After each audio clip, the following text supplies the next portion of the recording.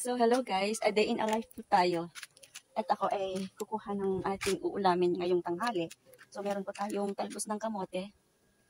Pasensya na kayo kung ganyan ang outfit ko kasi napakainit. Talbos ng kamote. At kinukuha ko na po yung ating bunga ng sitaw. Kasi magluluto po ako mamaya. Mamayang hapon na babaunin namin sa school. So, isasahog po natin yung ating sitaw. Kahit araw-araw po akong tuwigi sa ating sitaw. Meron at meron pa hindi ko nakikita. So, tingnan nyo. May ano doon, may nakatagong sitaw. Hindi ko naman nakita. Buti na lang sumilip ako kanina. Kung hindi ko nakita yan, may hinog na naman. So, kukunin na po natin. Nangunguha ako ng dahon ng ampalaya at isasalad ko din siya. Kasi kahit mapait ang ampalaya, masarap.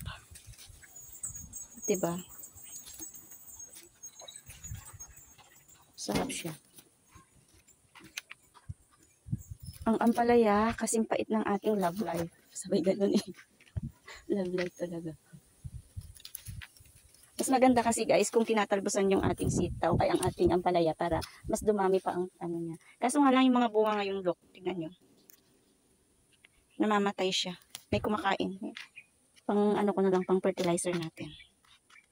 So, look oh, ang papangit na ng bunga ng ating ano, ampalaya. Papakinabangan talaga natin yung dahon, hindi na yung bunga.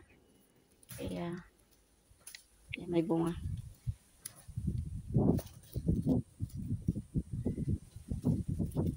Kaunti lang kasi ako lang naman ang mag-uulam for today. Sayang guys, oh, ang daming bunga ng ampalaya ko. Pero, ayan oh, nahihinog, ganyan. Ayun, tignan nyo to, ang dami dito oh. Sayang. Sobrang init na rin kasi, ang sayang. Guys, ang sayang talaga yung mga ampalaya oh. Dami sana ng bunga oh, tignan nyo oh. Sayang. Panghinayang. Ayun, may bunga pa doon guys. Look, tingnan nyo yung ating sitaw. Talaga naman nagtatago sila. Muntik na naman nahinog yung ating sitaw. Diba? So yun, nakita natin kanina may bunga na pala dito. Ayun, kunin na natin. Diba guys? Every morning, ganito ang ating gagawin. Hindi, ang ganda. Ang ganda, diba?